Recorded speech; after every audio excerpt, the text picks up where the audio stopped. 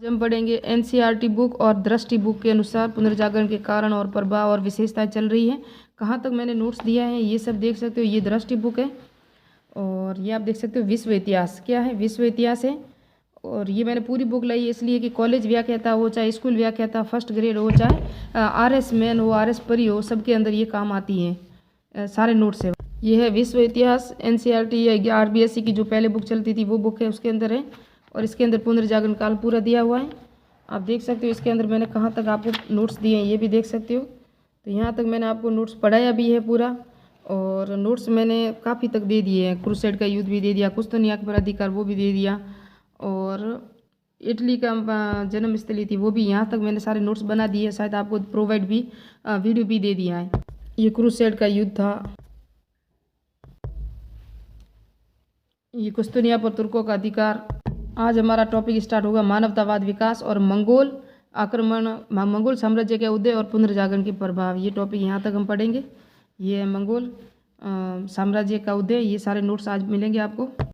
ये दृष्टि बुक है ना, ये देख सकते हो विश्व इतिहास। इसके अंदर भी यही दिया हुआ है, पुनर्जागरण और आधुनिक विचार है ना।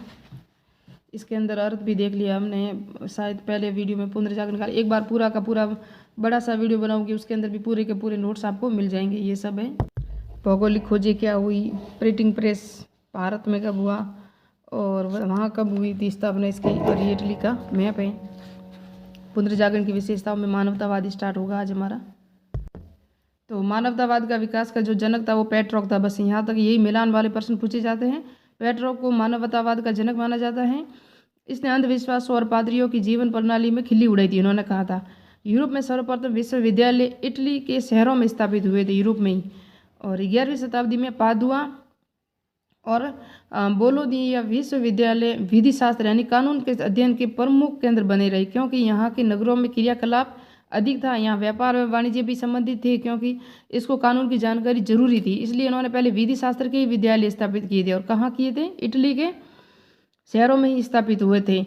और इसलिए यहाँ वकीलों व नोटरी की अधिक आवश्यकता भी थी। नियमों को लिखने की, उसकी भी व्यापार तथा समझौते तैयार करना, क्योंकि इसके लिए पैमाने पर व्यापार करना संभव नहीं था। इसके बिना विधि के कानून के बिना तो व्यापार कर नहीं सकते थे। और इसलिए विश्वविद्यालय पहले विधि के ही स्टार्ट हुए थे। लेकिन अध्ययन के में भी बड़े पैमाने पर बदलाव हुआ। रोमन संस्कृति के संदर्भ में भी पढ़ा जाने लगा। पहले तो विश्वविद्यालय जो स्थापित हुए थे ना वो विधि संबंधी यानी कानून संबंधी, क्योंकि इटली था ना वो व्यापार और वाणिज्य का प्रमुख केंद्र था। वहाँ नियम भी चाहिए थे, वहाँ कानून भी चाहिए था, इसलिए। लेकिन बाद में संस्कृति में भी परिवर्तन होने लगा, संस्कृति भी वहाँ पढ़ी जाने लगी। तो फ्रेंच उसको पेट्रोक था ना, जो 1304 से 1378 तक इसका प्रतिनिधित्व इन्होंने किया था, फ्रेंच को पेट्रोक ने। पेट्रोक के लिए पूरा काल एक विशिष्ट सभ्यता थी, जिसे प्राचीन यूनानियों व रोमन के वास्तविक शब्दों के माध्यम से ही अच्छी तरह समझा जा सके। इन्होंने कहा कि जब संस्कृति पढ़ रहे हैं तो पहले पूरा काल हम पढ़ेंगे, तभी हमें जानकारी मिलेगी कि प्राचीन सभ्यता में क्या था, अभी वर्तमान में कितना परिवर्तन हो रहा है। इसलिए इस बात पर जोर दिया गया कि इन प्राचीन लेखों की रचनाओं का बहुत ही अच्छी तरह से अध्ययन करना चाहिए। जो प्राचीन रचनाएं थी ना, जैसे हमारे यहाँ भी महाभारत है, रामायण है, कुरान है वगैरह जो भी है, तो उसका भी अध्ययन हमें करना चाहिए, क्योंकि उसके अंदर भी अच्छी घटनाएं लिखी हुई है, कोई गलत नहीं है। पोप जो थे ना वो उसको गलत तरीके से इस्तेमाल करके उन लोगों को बता दिए जाते थे। तो पुनर्जागरण का काल ये था कि उनको अच्छी तरह हम अध्ययन करें, फिर जनता तक या प्रजा तक, जनता तक पहुँचाएँ, लोगों तक, तो फिर लोगों को ज्ञान होगा। इस शिक्षा कार्यक्रम से यह अंतर्निहित था कि बहुत कुछ जानना बाकी है, और हम केवल धार्मिक शिक्षण को ही नहीं सीखते, यानी कि धार्मिक शिक्षण नहीं सीखना है। धार्मिक जीवन सीखने से धार्मिक जीवन के अंदर सारी परंपराएं जो आती हैं, जो हमारे दैनिक जीवन या मानव जीवन में है, इसी नई संस्कृति में 19वीं शताब्दी में इतिहासकारों ने मानवतावाद नाम दिया था। 15वीं शताब्दी में शुरू के दशकों में मानवतावाद शब्द उन अध्यापकों के लिए उपयुक्त होता था जो इसका व्याकरण, अलग शास्त्र, कविता, इतिहास, कीर्ति, दर्शन विषय पढ़ाते थे ना, उनके लिए ही था। लेकिन लातीनी शब्द ह्यूमैनिटास, जिसने ह्यूमैनिटीज शब्द बना है, जिससे कई शताब्दियों पहले रोम के वकील तथा निबंधकार सिसरो, कौन था रोम का? सिसरो कौन था? निबंधकार था, ने जो की थी जूलियस सीजर का समकालीन था। ये जो सिसरो था ना, ये जूलियस सीजर का समकालीन था। फ्रेंच को पेट्रोक ने कहा कि हम जो पढ़ रहे हैं ना, विधि कानून है, विधि जो बनाए, लेकिन हमें संस्कृति की भी पढ़ना चाहिए, जिसे संस्कृति के अनुसार हमें पूरा काल के बारे में जानकारी मिलेगी और इस पूरा काल के माध्यम से ही हम कुछ नई जो बातें होगी वो जनता के सामने या लोगों के सामने रखेंगे, तभी उनको अच्छी तरह से ज्ञान होगा। तो जिसने संस्कृति के अर्थ में लिया और कुछ मानवतावाद भी था, मानवतावाद उनके लिए प्रयुक्त होता था, मैंने अभी बता दिया आपको। विषय में धार्मिक नहीं थे, वरन उसे कौशल और बल पे व्यक्ति चर्चा और वाद विवाद से विकसित करता था। इन क्रांतिकारी विचारों ने अनेक विश्वविद्यालय का ध्यान आकर्षित किया और नया नया स्थापित विश्वविद्यालय फ्लोरेंस भी था। नया नया जो स्थापित हुआ था ना, फ्लोरेंस में नए नए विश्वविद्यालय स्थापित हुए, जो पेट्रोक का स्थायी नगर निवास था। तो पेट्रोक का स्थायी नगर निवास कौन सा था? फ्लोरेंस था। और वहीं पर भी संस्कृति से संबंधी, कानून संबंधी सारे विश्वविद्यालय स्थापित हो रहे थे। जहाँ विद्वान रहेंगे वही नगर स्पेशल हो जाएगा। इस नगर में 19वीं शताब्दी के अंत तक कोई विशेष तरक्की नहीं की। व्यापार व शिक्षा के क्षेत्र में 15वीं शताब्दी तक सब कुछ बदल गया, यानी कि 13वीं शताब्दी तक तो कोई बड़े परिवर्तन नहीं हुआ था, लेकिन जब 15वीं शताब्दी आई ना, तब तक सब कुछ बदल गया था। किसी तरह किसी भी नगर की पहचान उसके महान नायक, महान नागरिकों के साथ साथ उसकी संपन्नता से भी बनती है। तो ये हम देखते ही हैं, जहाँ जहाँ लोग बड़े लोग होंगे वहाँ विकास तो होगा ही।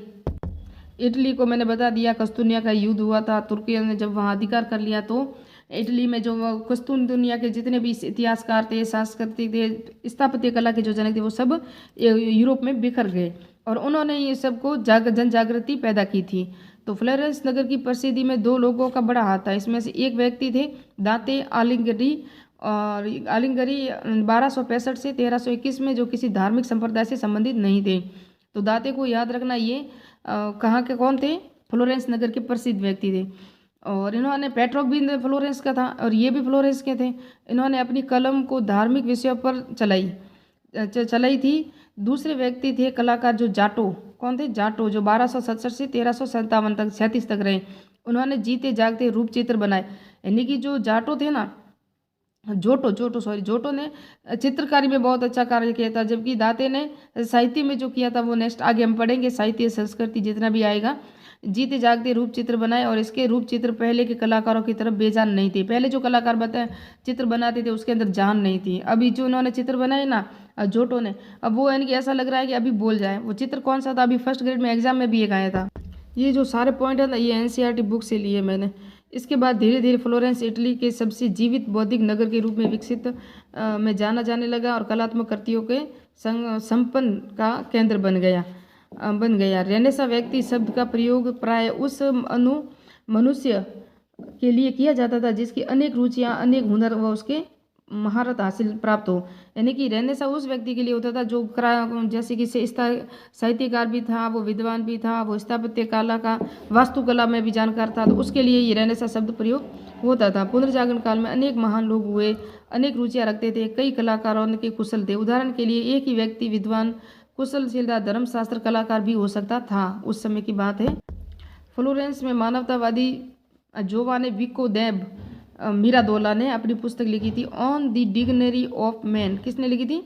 ये जोवाने विको देव मिरादोजा नाम है इनका। ये इम्पोर्टेंट बुक है, इन बुक को याद रखना।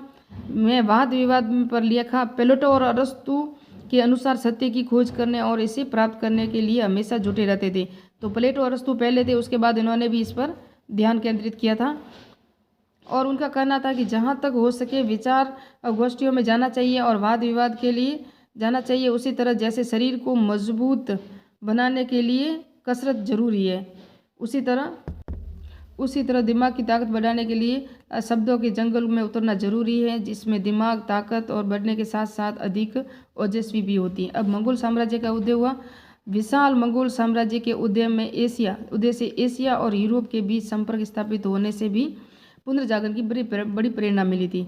कुबलई खां का दरबार भी मजहबी प्रचारकों और व्यापारियों का केंद्र था। कुबलई खां का दरबार, तो मजहबी प्रचारकों और व्यापारियों का केंद्र क्या कौन था? कुबलई खां का दरबार।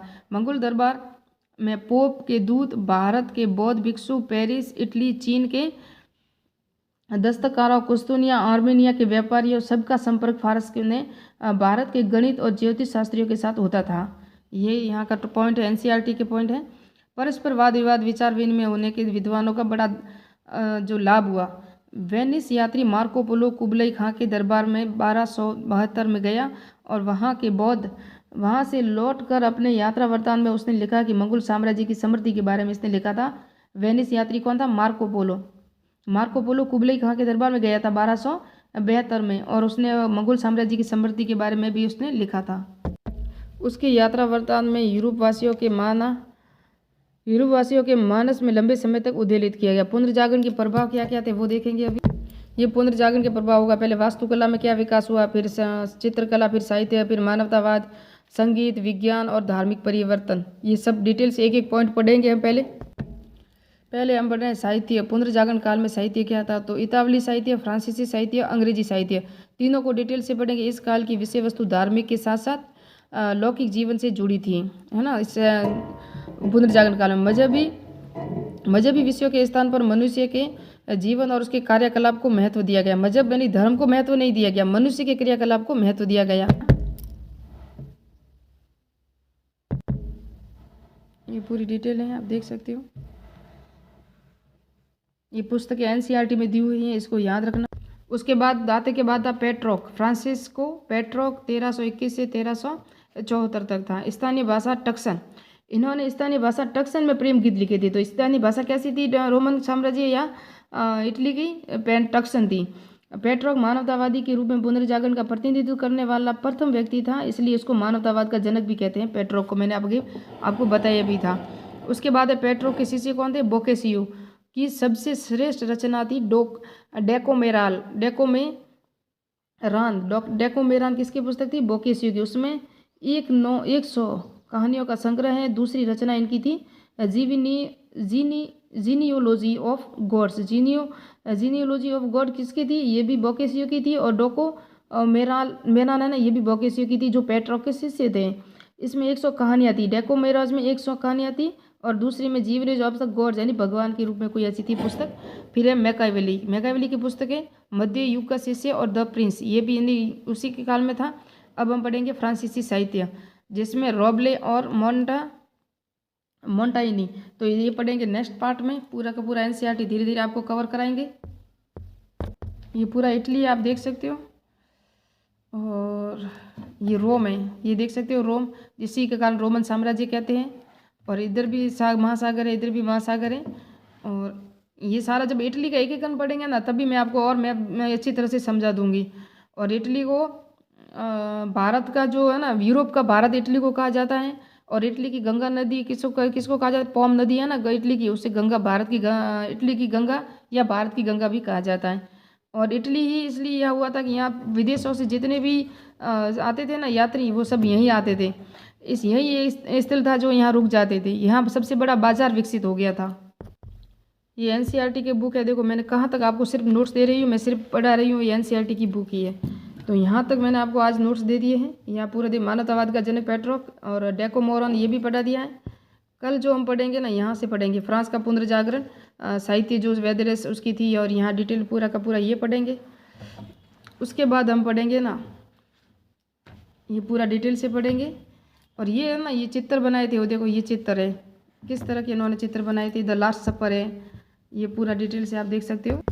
बाद में हम कला के क्षेत्र में भी पढ़ेंगे। और ये तो हमारा साहित्य हो जाएगा। साहित्य के बाद ये मैंने कहा आपको कि हमारा साहित्य चल रहा है। अभी कहाँ, अभी दिख नहीं रहा, किताब बड़ी है ना इसलिए कैमरे के नीचे नहीं आ रही। ये साहित्य के क्षेत्र में चल रहा है हमारा।